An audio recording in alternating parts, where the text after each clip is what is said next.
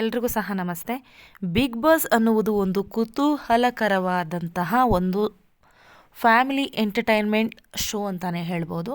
ಇದರಲ್ಲಿ ಕಾವ್ಯ ಅವರ ಫ್ಯಾಮಿಲಿ ಮನೆ ಒಳಗಡೆ ಬಂದಾಗ ಅವ್ರ ತಮ್ಮ ಮತ್ತು ಅವರ ಅಮ್ಮ ಇಬ್ಬರೂ ಸಹ ಬಂದಿರ್ತಾರೆ. ಆ ಸಂದರ್ಭದಲ್ಲಿ ಅವರು ಗಿಲ್ಲಿ ಜೊತೆ ನೀನು ಇರು, ಜಗಳ ಮಾಡ್ಕೋಬೇಡ, ಮೊಟ್ಟೆ ಕೇಳಿದಾಗ ಅವರಿಗೆ ಕೊಡು ಅಂತ ಹೇಳಿ ಅವರಮ್ಮ ಹೇಳ್ತಾ ಹೋಗ್ತಾರೆ.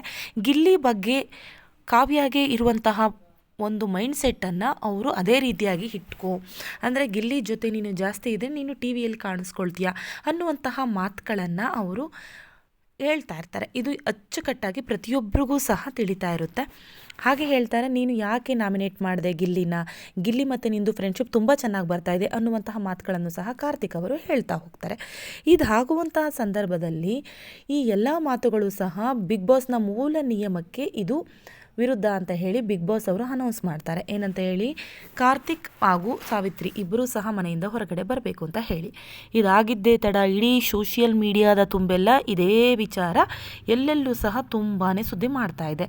ಇದಕ್ಕೆ ಈಗ ಈ ಶೋ ಏನಿದೆ ಬಿಗ್ ಬಾಸ್, ಇದು ಟಿ ವಿಯಲ್ಲಿ ಪ್ರಸಾರ ಆಗಬೇಕು, ಏನಾಗಿದೆ ಏನು ಅಂತ ಹೇಳಿ ತಿಳ್ಕೊಬೇಕಾದ್ರೆ. ಆದರೆ ಎಲ್ಲರೂ ಸಹ ಕಾವ್ಯ ಅವರು ಸಹ ಈ ವಿಡಿಯೋವನ್ನು ಅವರ ಇನ್ಸ್ಟಾ ಅಕೌಂಟ್ನಲ್ಲಿ ಇದನ್ನು ಅವರು ಸಹ ಅಪ್ಲೋಡ್ ಮಾಡಲಾಗಿದೆ. ಇದನ್ನು ಸುಮ್ಮನೆ ಅವರು ನೆಗೆಟಿವ್ ಇದ್ರೂ ಸಹ ಯಾಕೆ ಹಾಕೋತಾರೆ, ಇದು ಪ್ರ್ಯಾಂಕ್ ಅಂತ ಹೇಳಿ ಎಲ್ಲರೂ ಸಹ ಕಮೆಂಟನ್ನು ಮಾಡ್ತಾ ಇದ್ದಾರೆ. ಇದಕ್ಕೆ ಸುಮಾರು 2,000ಕ್ಕಿಂತ ಅಧಿಕ ಲೈಕ್ಸ್ಗಳು ಬಂದಿವೆ.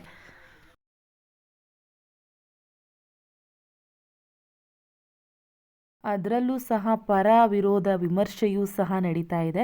ಇದು ಪ್ರ್ಯಾಂಕ್ ಅನ್ನುವಂತಹ ವಿಡಿಯೋಗೆ ತುಂಬಾ ಜನರು ಕಮೆಂಟ್ ಮಾಡಿದ್ದಾರೆ. ಹಾಗೆಯೇ ಇದು ನಿಜ ಕೂಡ ಹೌದು, ಕಮೆಂಟ್ ಆ ರೀತಿಯೆಲ್ಲ ಹೇಳ್ತಾ ಇದ್ದಾರೆ. ಇದು ಪ್ರ್ಯಾಂಕಾ ನಿಜನಾ ಅಂತ ಹೇಳಿ ಎಪಿಸೋಡ್